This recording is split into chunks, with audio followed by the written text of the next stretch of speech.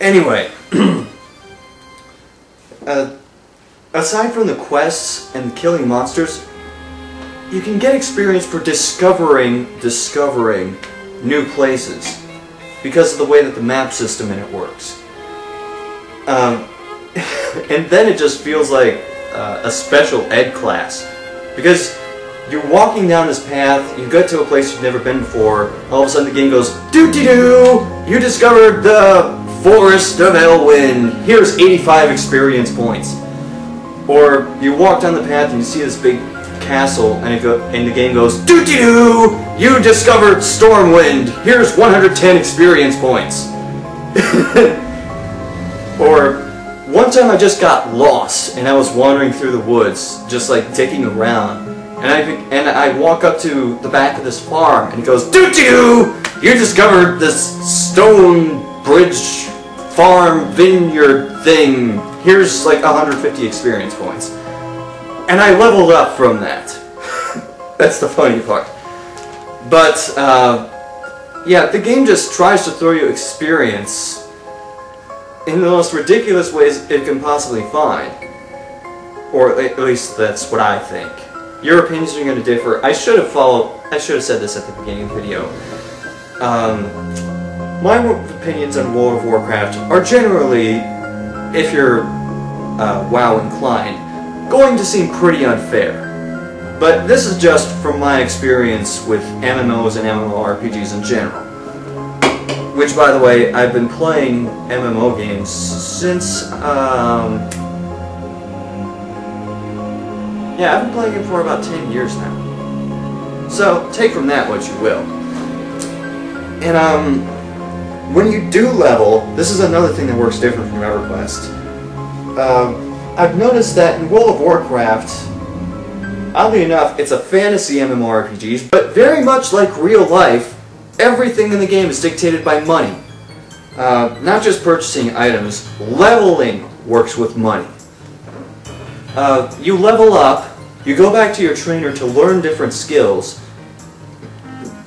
and in addition to having to be a certain level to be able to learn them, you also have to have a certain amount of money, and you can pay for them to teach you that ability. Now, just for reference, EverQuest, the way that it works, when you get to a certain skill level in that skill, like say, excuse me, when you get to like 20 for a skill, then you have to start paying for it. But just to learn it right off the bat, you just need to be like a certain level. Or if it's already accessible to you, you can just train up using skill points. Oh yeah, I forgot to mention that. EverQuest, when you level up, you get like 5 skill points, and then you go to your trainer, you distribute them however you will.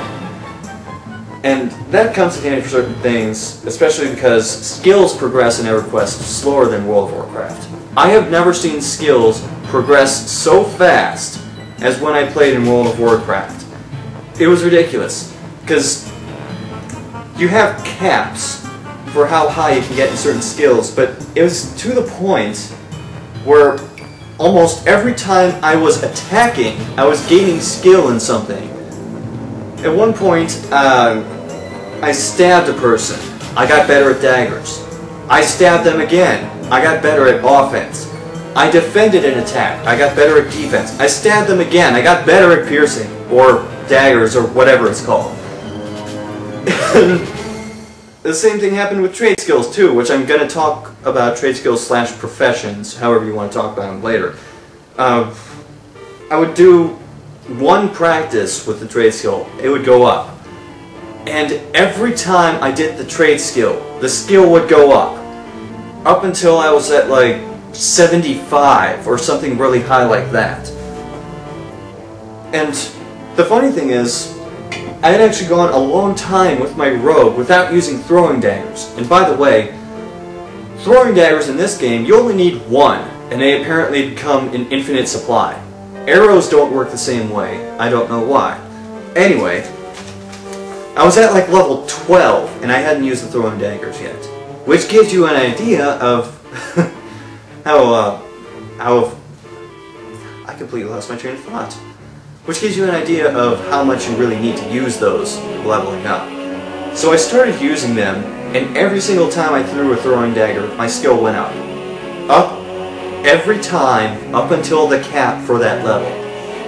So, another thing that threw me off is not just money in general, but the way that the money works. And this is because, it's only because I played EverQuest. Because in EverQuest, 10 silvers, 10 coppers, 1 silver, 10 silvers, 1 gold, 10 gold is 1 platinum. WoW, it's 100 copper for 1 silver, and up and up and up. The reason that threw me off is because EverQuest has a weight system where all the stuff that you're carrying and all the equipment that you're wearing has a weight to it, and there's a maximum amount of weight that you can carry based on your strength. And when you go beyond that weight, you become incapacitated, and your movement speed slows down, and your agility and stuff starts to get affected by it. And I was cool with that. Although, it's funny that they added that point of realism, but made it so you could still carry 8 backpacks. I still don't understand that. But in WoW, there is no weight system. That's just a minor gripe on my part. It's not necessarily a game-killing thing. Far from it. But I just found it ridiculous that I could carry all sorts of different stuff and not have to worry about it. Even when I was playing like one of the really weak classes, like, would you ever expect a mage to be able to carry a backpack that is loaded down with weapons and armor and copper and silver and iron and tin ore? Would you expect them to be able to carry that? Just normally, not with any sort of magic or anything. Anyway, moving on. I'm going to talk more about the weapons and armor later, because there are a few things I have to say about that. But, let's see, what other differences are there? Professions. I have to mention that. You can only do 2. Well, you can have lesser professions, but you can only really master 2. And to be fair, I don't know how it works in EverQuest, because I never really got that far with any trade skill.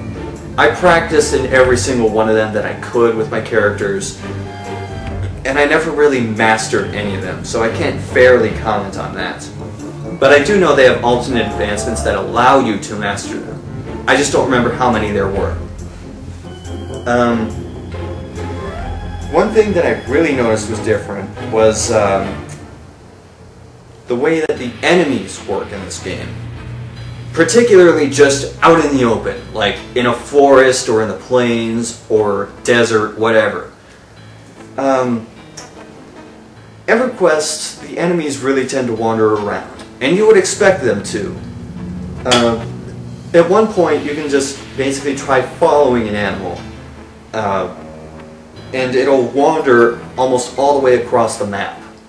And then it'll go in a different direction entirely, different direction,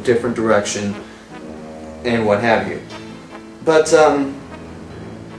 the enemies in World of Warcraft, for whatever reason, rarely ever move outside of this, like, 15 by 15 foot space.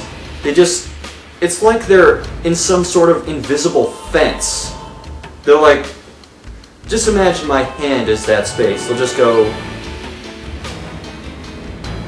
like that. And the problem I have with that is you're almost never in any real danger so long as you just stick to the paths. At one point, I left my character in the middle of the woods, just on the path, right in between these 2 towns. Like, there's a small one, and then there was a huge one that was behind a castle.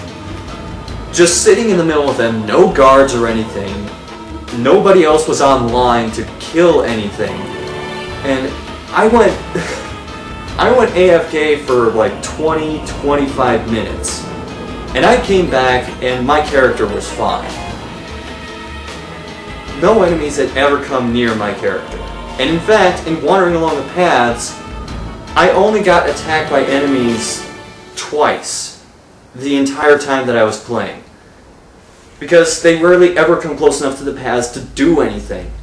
It's the closest thing I can equate this to is the beginning of Jurassic Park, when they're going in those jeeps along that rail, and there's these fences separating them from the dinosaurs.